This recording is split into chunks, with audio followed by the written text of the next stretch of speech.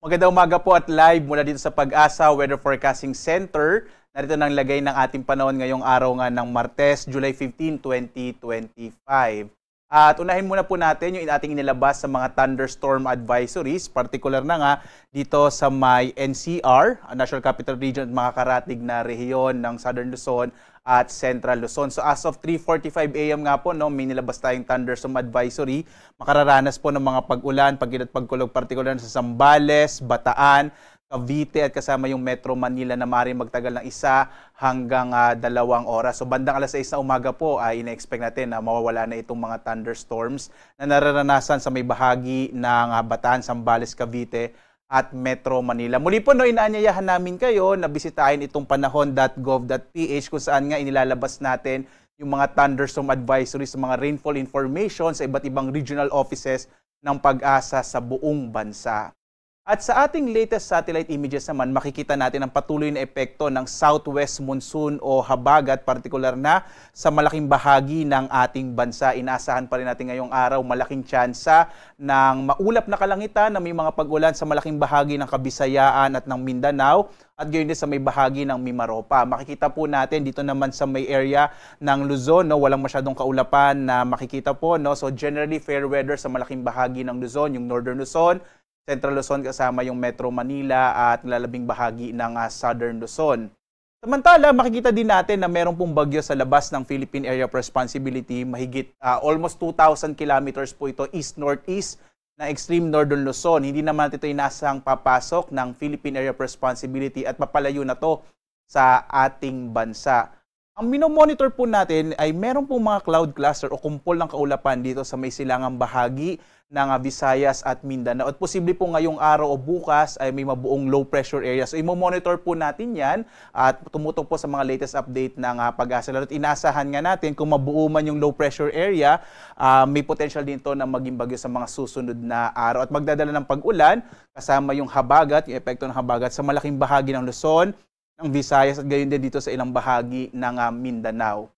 Ngayong araw, inaasahan natin ang malaking tsansa ng mga pag-ulan sa may bahagi ng Occidental Mindoro kasama yung Romblon, dulot ng southwest monsoon o habagat, habang ang malaking bahagi naman ng Luzon ay makararanas pa rin ng mga isolated o pulupulong pag-ulan, pagkilat, pagkulog sa hapon hanggang sa gabi. Generally, fair weather po sa malaking bahagi ng Luzon, lalo na sa may Northern and Central Luzon. So kung nais nyo pong magpatayo ng inyong mga sinampay, posible po ngayong araw yon.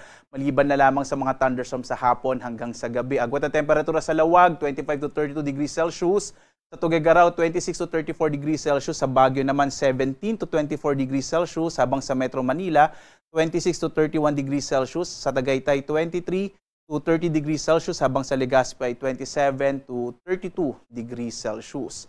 Dito naman sa Palawan, Visayas at Mindanao, inaasahan natin ang malaking tsansa ng mga pag-ulan sa Palawan, dulot ng hanging habagat. Agwat ang temperatura sa Kalayaan Islands, 25 to 31 degrees Celsius. Sa Puerto Princesa, 25 to 31 degrees Celsius. Malaki rin yung tsansa ng mga pag-ulan sa may bahagi ng Western Visayas, Central Visayas at Negros Island region, dulot din ng southwest monsoon at maging sa may Southern Leyte. Agwat ang temperatura naman natin dito sa may bahagi ng Iloilo ay 25 to 32 degrees Celsius. Sa Metro Cebu naman 26 to 31 degrees Celsius. Habang mga isolated rains naman ang mararanasan sa nalabing bahagi ng Eastern Visayas at ang agwat ng temperatura sa Tacloban ay nasa 26 to 32 degrees Celsius. Sa bahagi naman po ng Mindanao, malaking bahagi ng Mindanao ay makararanas sa mga pag-ulan dulot ng hanging habagat, partikular na yung Zamboanga Peninsula, Northern Mindanao, Caraga at Davao Region, habang ang nalalabing bahagi ng Mindanao, yung Barm at Soc-Sargen, ay makararanas sa mga isolated o pulupulong pag-ulan, pagkilat, pagkulog, dulot ng mga thunderstorms. Agwat ang temperatura sa Zamboanga ay 24 to 32 degrees Celsius.